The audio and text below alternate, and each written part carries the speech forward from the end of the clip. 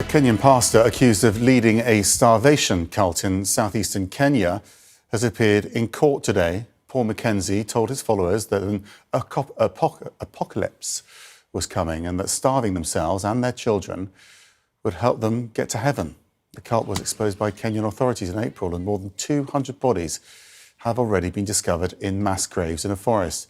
It's one of the worst cult-related disasters in recent history. Senator David McKenzie has been following all of this from Malindi in Kenya, and it's so baffling, this case. But have we learned any more about what happened?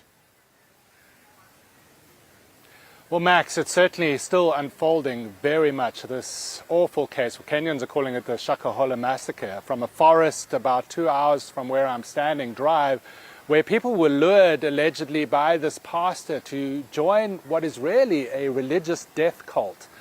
And I say the details are still emerging because I don't think we fully comprehend yet the scale of tragedy and loss when it comes to this cult. I'm at Malindi Hospital here, up the coast from Mombasa. There's a refrigerated truck here brought in by the Kenya Red Cross, where there are more than 200 bodies and remains of those who believed to have starved themselves under the sway of this pastor, Pastor McKenzie. They say, survivors and those who managed to rescue some people, that he said the end of the world was coming and they should starve them. But there's emerging evidence that many children, in fact, were not just starved, but then killed, potentially by their own parents, to accelerate their track straight to heaven. At least that's what the pastor, they say, was telling them.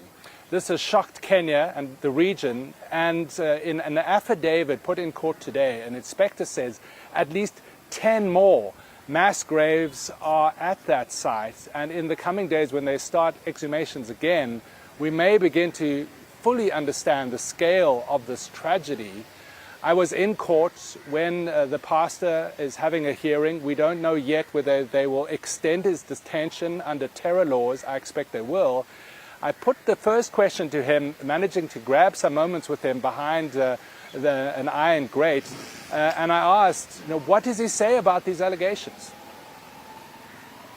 It's just a matter of intimidation and wasting of others' time for nothing. Yes. What happened in the forest with your followers? I can tell nothing about that because I've been in custody for 2 months, so I don't know what is going outside there. Have you been there? The people before you were in custody, people were starving, and there are allegations that people were killing their children. But I've never seen anybody starving, even killing his or her children.